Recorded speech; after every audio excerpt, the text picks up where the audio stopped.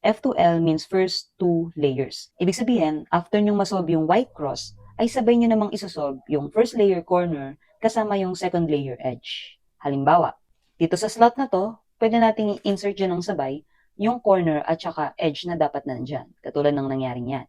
Ang pinakaunang step sa F2L ay hanapin muna natin yung pair. So eto, pair na yan, pero maghanap tayo ng iba pang pair or yung pieces na dapat ay magka-partner para mahanap natin sa corner, tingnan nyo lang yung may white. Katulad nito, kasi white yung cross natin. Ito yung una nating piece, and then tingnan nyo kung ano yung kulay na kasama ng white. Ang kasama niya ay orange at blue. Ibig sabihin, yung edge na ka-partner nito, dapat ay may orange and blue. So ito yon. Itong dalawang to, sila yung pair. After nyo mahanap yung pair, ang sunod na gagawin natin ay isa-set up natin siya into an easy insert or yung case na madaling i-insert. So bago natin simulan, ano-ano ba yung mga madadaling i-insert na cases? So meron tayong 4 na cases na madaling isolve. Halimbawa, ito, kapag yung dalawang pieces natin na magka-partner ay magkatabi na. Sa case na yan, unang step, kailangan yung corner ay itapat muna natin kung saan natin siya dapat i-insert. So dito natin siya dapat i-insert. And since kung makita nyo yung dalawang magka-partner ay nasa kanan, sa kanan kayo gagalaw. Ito yung kanan. Ang gagawin nyo lang po, kapag algorithm, U, R, U prime, R prime. Pero kung hindi kayo sanay magsaulo ng algorithm, pwede naman siyang intuitive, ganito lang. Push lang natin siya sa harap, yung piece na kailangan nating insert. Then itaas natin tong slot na paglalagyan natin, taas. Then insert natin to. Yan. Then, ibabalik lang natin yung tinaas natin. And that's it. Paano naman kapag ganito? So, nakatapat na yung piece sa slot na paglalagyan natin, pero kung makikita nyo, yung magka-partner or yung pair natin ay nasa may left side. Nandito siya sa kaliwa. Sa case na to, dito tayo gagalaw sa left side. So, haharap tayo dito sa kabilang side. Then, yung algorithm lang natin, itong piece na kailangan nating insert, push lang natin sa harap. Yung slot na paglalagyan natin, itaas. Then insert, balik. Ito na siya. Pangatlong case, kapag yung pieces natin ay magkahiwalay na katulad nito, pero magkaiba yung kulay niya sa top. Ayan, katulad nito. At yung white dapat ay nasa gilid. Sa case na to, ang white ay nakaharap sa kanan. Kapag ganon, kapag yung white ay nakaharap sa kanan, tapos magkaiba yung kulay na nasa ibabaw, para masolve natin to, ang algorithm natin dyan ay R, U, R prime. Now, paano kapag hindi algorithm ang ginamit natin? Ipagtatabi nyo lang sila.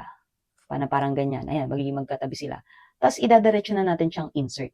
So, pag pinagtabi natin sila, so, ito yung pair, insert agad, then, balik.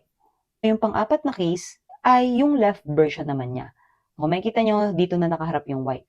Kailangan natin siyang itagilid, at ito yung kapartner niya na piece. Pag-pair muna natin sila dito, diretso insert, then balik. Para ma-set up natin yung dalawang pieces into an easy insert, unang kailangan natin i-make sure ay nasa top sila parehas. Yung magka-partner na pieces dapat ay nasa ibabaw. Ngayon, paano kapag yung isa, katulad nito, ay nasa ibabaw, pero yung isa ay nasa loob? Sa case na to, kailangan muna natin silang dalhin sa top. So, para madala natin sa top, ito lang. Make sure lang itong piece na to, ilalagay lang natin dito sa left side.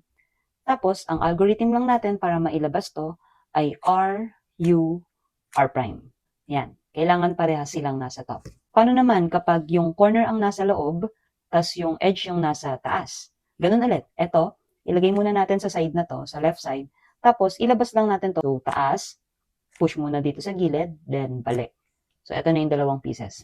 Paano naman kapag parehas silang nasa loob? So, para mailagay natin siya sa top, ang kailangan lang natin gawin, ilabas natin, then U prime, R prime. Para din, kapag ganun yung ginawa natin, magiging magkahiwalay sila. It is easier to solve kung magkahiwalay yung dalawang pieces sa top. Paano naman kapag nasa top nga sila, pero magkadikit? Ito yung sinasabi ko. So, kailangan muna natin silang paghiwalayin. Para mapaghiwalay natin sila, katulad lang din ng algorithm natin pag nasa loob sila. So, ganito lang ang gagawin natin. R, U prime, R prime. Magkahiwalay na sila. Simulan na natin. So, ang step natin, ulit, find a pair. Hanapin muna natin yung magka-partner. Make sure na nasa top sila parehas. And then, isa-set up natin sila into an easy insert. Then, isa-solve na natin sila. Halimbawa, dito tayo magsimula. Itong piece na to, white and then blue and red.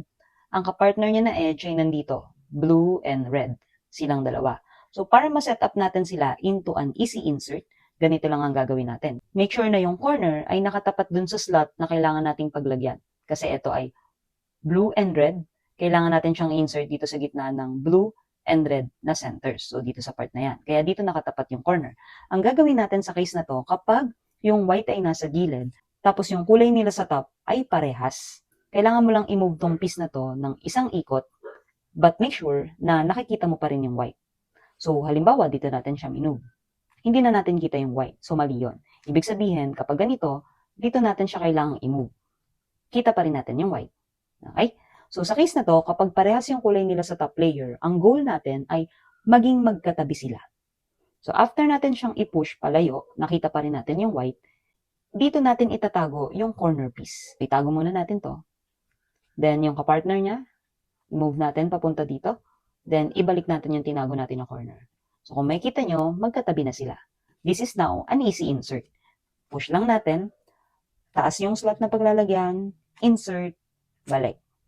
Another example, paano kapag eto na yung piece at eto yung kapartner niya? So, this piece and then this piece. So, ang sabi ko kanina, kailangan nyo munang i-move tong piece na to once na make sure kita pa rin yung white. So, pag minove natin dito, hindi na natin kita yung white. Ibig sabihin, sa kabila natin siya i-move. So, dito natin siya i-move. At dahil napunta siya sa kaliwa, ibig sabihin, yung kaliwa ang kailangan nating i-move. So, kailangan, etong piece na to ay mapunta doon sa tabi ng piece na to. Maging magkatabi sila. So, para magawa natin yon, tago lang muna natin tong corner. Tago. Then, dalhin natin to doon sa katabi niya. Ayan. And then, ibalik ulit natin sa taas yung tinago natin na piece. Then, eto na sila. Magkatabi na. Then, just insert. Easy insert na yan. Push lang natin sa harap. Taas yung slot. Insert. Balik. Paano naman kapag ganito? So, ito yung unang piece natin. Ang kapartner niya na piece ay ito. Kailangan lang natin siyang i-move ng isang beses. Basta make sure, kita pa rin natin yung white. So, hindi siya pwede dito sa kabila kasi mawawala yung white. Dapat dito siya. And then, observe yung nasa ibabaw. Magkaparehas ba?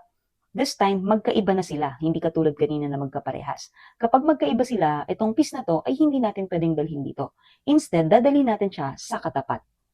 Ulit, pag magkaiba yung kulay sa ibabaw, kasi ito blue, ito red, itong piece na to ay dito natin dapat dalhin. Tago yung corner, ito. Tago. Push natin dito, papunta dito sa pwesto na to. And then, ibalik natin yung corner. Ito na silang dalawa. So, ito na yung isa sa mga easy insert na cases. So, ang kailangan lang natin, itapat natin yung corner na to, kung saan slot natin siya ilalagay, katulad yan. And then, dahil ito ay nasa kaliwa, yung white, lalagay lang natin yan sa kaliwa, ipag-pair lang natin sila. Then, insert, balik. Paano kapag ganito? Ito yung unang piece, ito yung pangalawang piece. So, una, yung corner na to, kailangan lang nating i-move, nakita pa rin yung white. So, dito natin siya dadalhin. Dahil nasa kaliwa siya, kaliwa tayo gagalaw.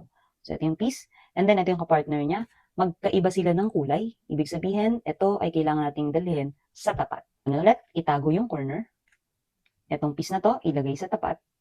Then, ibalik lang yung tinago na corner. Then, after nun, pwede na natin siyang insert. Yung corner, dalhin lang natin sa slot kung saan natin siya ilalagay, magkatapat.